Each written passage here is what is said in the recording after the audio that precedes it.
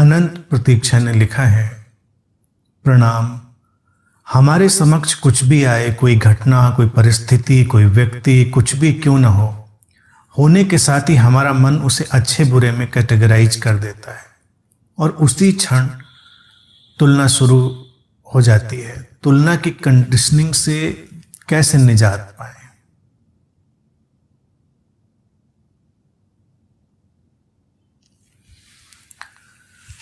कुछ भी आता है हमारे सामने तो ये जो आदत हमारी है अच्छे और बुरे में बांटने की, इससे सावधान रहना चाहिए। हमको बस देखना चाहिए ये ऐसा है, ये ऐसा है।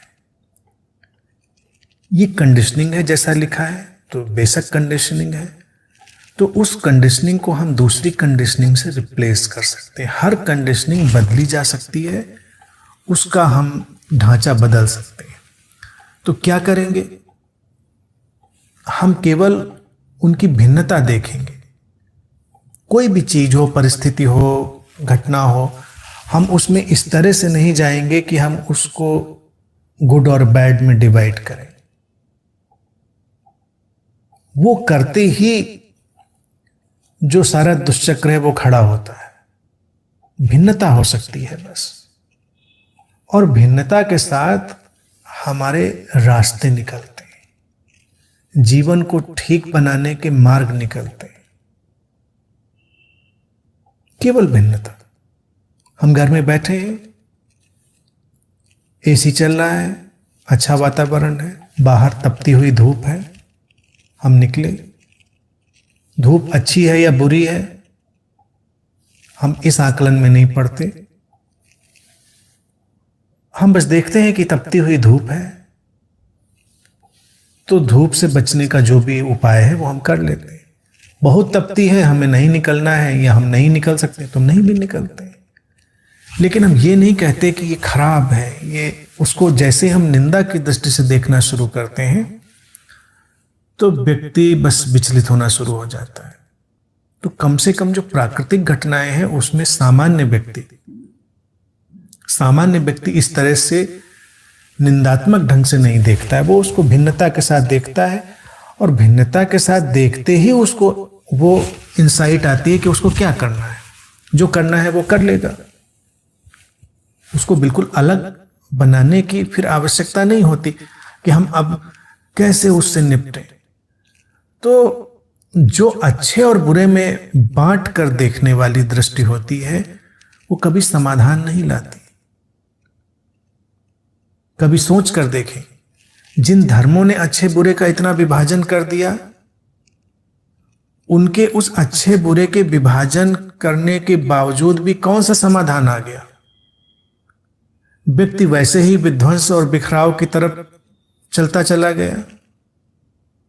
लेकिन अगर हम भिन्नता देखते तो भिन्नता में मनुष्य हमेशा अपने अनुकूल श्रेष्ठतम परिस्थिति की तरफ, श्रेष्ठतम विचार की तरफ जाना चाहता है। उसका ढंग ही ऐसा है। जैसे जो पौधे विकसित होते हैं, वृक्ष हैं, वो सूरज की तरफ खिंचते चले जाते हैं, उधर मुड़ते चले जाते हैं। तो मनुष्य के भीतर भी ये गुण है, वो अपनी सर्वोत्तम संभावना की तरफ खींचा जाता है। तो उस रास्ते में जो तुलनाएं घटती है अपनी सर्वोत्तम संभावना की तरफ जाने के लिए, उसमें निंदा नहीं होती, कटुता नहीं होती। हमको ये नहीं चाहिए, हमारे रास्ते के लिए उपयोगी नहीं है, बात खत्म हो गई। अच्छा बुरा कहां पर आ गया उसमें? गुड और बैड क्या हो गया? बस हमारे अनुकूल नहीं है। जो हमारे अनुकूल नहीं है वो किसी और के अनुकूल हो सकता है, किसी और के अनुकूल होगा, हम कैसे जाने उसको? तो इस ढंग से जब हम देखेंगे तो हम जीवन के ज्यादा अच्छे विकास की तरफ, श्रेष्ठता की तरफ जा पाएंगे। अच्छे और बुरे में बांटने का सारा जो ढांचा है उसने ही मनुष्य को आज वहां पर लाके खड़ा कर दिया है कि मनुष्य मनुष्य के बीच, संप्रदाय संप्रदाय के बीच, देश देश के बीच बस एक युद्ध चल रहा है। कुछ प्रत्यक्ष, कुछ परोक्ष, सब युद्धरत है। क्योंकि सबको अपनी श्रेष्ठता, अपनी सत्ता दूसरे के ऊपर साबित करनी है। तो हमको इस युद्ध में नहीं पड़ना है। अगर हम बस मात्र उस भिन्नता को देखेंगे तो वो तुलना हमारे लिए हमेशा कुछ नई संभावना को खोलती चली जाएगी। हम बस इतना ही जानेंगे कि ये हमारे काम का नहीं, ये हमारे अनुकूल नहीं, इतना ही पता चलेगा हमको। कोई व्यक्ति हमारे पास आया, हमने उससे बातें शुरू करी, उसके बाद का जो भी तल हो, मानसिक तल हो सकता है हमारे अनुकूल ना हो, तो हम बात टाल जाएंगे, बात को अलग दिशा दे देंगे, उसमें नहीं उलझेंगे। हम उसको बुरा नहीं कहेंगे, ये किस मानसिक तल का व्यक्ति है जो मुझसे इस तरह से बात करने आ गया।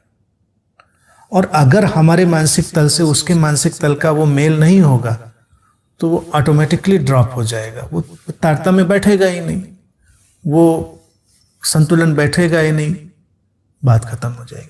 लेकिन जब हम टकरा जाते हैं अच्छे बुरे की तरह, तो हमारे भीतर का कोई तो आकर्षण होता है जो उसको अचानक पकड़ना चाहता है।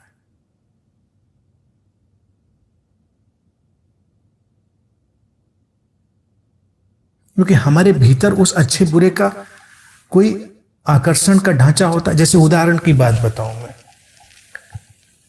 मैं अपने छोटा सा कस्बा, पिछड़ा, बिल्कुल बैकवर्ड, वहाँ से मैं पैदा हुआ। वहाँ के आसपास शिक्षा भी उतनी नहीं थी, वैसे लोगों के बीच में रहा, विश्वविद्यालय में आया, हॉस्टल में रहा। और तो हर तरफ एक छोटी सी बात मैं बताऊं, छोटी सी बात, गाली गलौज, अभद्र भाषा का उपयोग बड़ी सामान्य चीज थी। क्योंकि जो लोग अभी बहुत शिक्षित नहीं हैं या उनके अंदर उतना विवेक नहीं पैदा हुआ, तो गाली गलौज और अभद्रता उनको बड़ी सामान्य सी चीज लगती है। तो उतने दिन उस अशिक्षित कस्बे में, अशिक्षित ऐसा पूरा नहीं था, लेकिन हाँ मतलब प्रतिशत बहुत कम था वहाँ पर इन सब चीज़ों का। विश्वविद्यालय में लड़के जो गाली आगे पीछे बीच में लगाकर ही बात कर रहे होते थे, मेरे संपर्क में सारे लोग थे, सारे मित्र, सब ऐसी भाषा का उपयोग कर रहे। लेकिन मेरे साथ, कम से कम जब मेरे साथ वो होते थे, मुझे अभी भी स्मरण करना पड़ता है कि शायद ही कभी किसी ने गाली का उपयोग किया हो, अभद्र भाषा का उपयोग किया हो। कभी कभी मैं सोचता हूं ऐसा क्यों हुआ?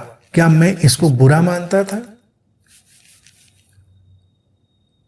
मेरे चुनाव में वो चीजें थी ही नहीं, यानी कि मेरे सिलेबस का हिस्सा ही नहीं था वो, न वैसी भाषा, न वैसे शब्द, और न मेरे लिए निंदा थी उसमें कि कोई ऐसे शब्द का उपयोग कर रहा है। तो ये एक स्वतः ही स्फूर्त ऐसा एक वातावरण बना कि मेरे आसपास जब मेरे साथ है व्यक्ति, तो मेरे कानों ने वो भाषा नहीं सुनी। तो यहां पर भी तुलना है, लेकिन ये तुलना बड़ी स्पष्टता की तरह है, निंदा की तरह नहीं है। क्योंकि मुझे वैसे शब्दों से लगाव नहीं है, मुझे उन शब्दों में कोई रस नहीं है, रुचि नहीं है। तो एक तल अलग पैदा हुआ और एक तल पीछे छूट गया। तो ऐसे ही जैसे ही हम किसी चीज की पहचान करते हैं, इसको हम रिकॉग्नाइज करना कहते हैं। हमारा जीवन और स्पिरिचुअल लाइफ क्या है? रिकॉग्नाइजिंग द डिवाइन, उस दिव्य को पहचानना। तो जैसे ही हम उस दिव्य को पहचानते हैं, तो जो कुछ भी अदिव्य है ड्रॉप हो जाता है। कोई निंदा नहीं, कोई तुलना नहीं कि वो बुरा था, गलत था, बेकार था, कुछ नहीं। धूल में लिपटे हुए, कीचड़ में लिपटे हुए बैठे थे, खुश थे उसमें, तो कोई बात नहीं। अचानक हमने देखा, अरे कीचड़ में लिपटे हुए बैठे, ये तो अच्छा नहीं, अनकंफर्टेबल सा लग रहा है। कीचड़ को हिकारत की दृष्टि से नहीं देखा, किसी वैसी दृष्टि से नहीं, बस गए शॉवर में, नहाया, साफ किया, बात खत्म हो गई। कुछ लोग तो कीचड़ में लिपट के मड थेरेपी लेने जाते हैं क्योंकि अब उनको लगता है वो मड थेरेपी से कुछ बड़ा अच्छा काम बन जाता है। वही कहीं गड्ढे में गिर जाए रास्ते में तो कितने परेशान हो जाएंगे, बाबा कीचड़ में गिरा दिया मुझको। फिर वो किसी स्पा में जाकर कीचड़ में लपेट के उनको रखा जाए, सुखाया जाए, फिर उनको धुला जाए तो कितना अच्छा अनुभव करते हैं। तो क्या अच्छा और क्या बुरा, हमको उस तुलना में ना पड़ के बस अपने चुनाव को स्पष्ट देख लेना है। जैसे ही हमारा चुनाव स्पष्ट होता है, जीवन अपनी दिव्य यात्रा पर चला जाता है।